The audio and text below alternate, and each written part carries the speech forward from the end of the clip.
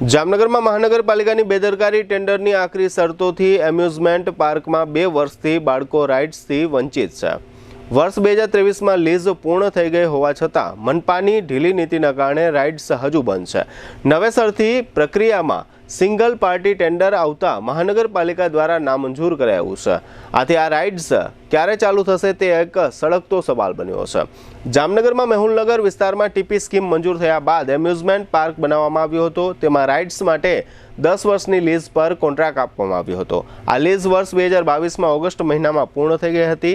ત્યારથી રાઇડ્સનું કોકડું ગૂંચવાયેલું છે, એટલે કે રાઇડ્સ બંધ છે। ત્યારબાદ મહાનગરપાલિકા દ્વારા ટેન્ડર પ્રક્રિયામાં ઘોર બેદરકારી દાખવવામાં આવી હતી, જેના કારણે રાઇડ્સ બંધ રહી છે। ત્યારબાદ રાજકોટ ટીઆરપી ગેમ ઝોન અગ્નિકાંડ બાદ રાઇડ્સ મંજૂરીના નિયમો ખૂબ જ કડક બનાવવામાં આવ્યા છે। આથી રાઇડ્સ શરૂ કરવાનું મહદઅંશે અશક્ય બન્યું છે। ત્યારે રાઇડ્સ શરૂ થાય તે પ્રક્રિયામાં મહાનગરપાલિકાની ઘોર બેદરકારી અને ટેન્ડરની આકરી શરતો તથા નિયમોને કારણે મનપાના એકમાત્ર એમ્યુઝમેન્ટ પાર્કમાં આવેલી રાઇડ્સ 2 વર્ષથી બંધ છે। આથી તહેવાર તથા અન્ય રજામાં બાળકો ક્યાં જાય તે સવાલ ઉઠ્યો છે। 10 વર્ષ માટે લીઝ ભાડું 17 લાખ, ભાડા લાઇટ બિલ પેટે 25 લાખ સિક્યુરિટી ડિપોઝિટ, દર વર્ષ વાર્ષિક ભાડું એડવાન્સ ભરવાનું રહેશે। ભાડામાં 5% વધારો જાણ કરવામાં આવશે નહીં। મનપાના સર્વિસ ટેક્સ, જીએસટી અન્ય અલગથી ભરવાના રહેશે।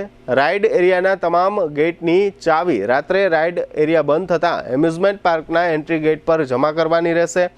Fire safety, building use, structure stability, health and sanitation, taxation, electricity safety અને mechanical installation certificate amusement park area licence એજન્સીએ સ્વખર્ચે મેળવવાના રહેશે।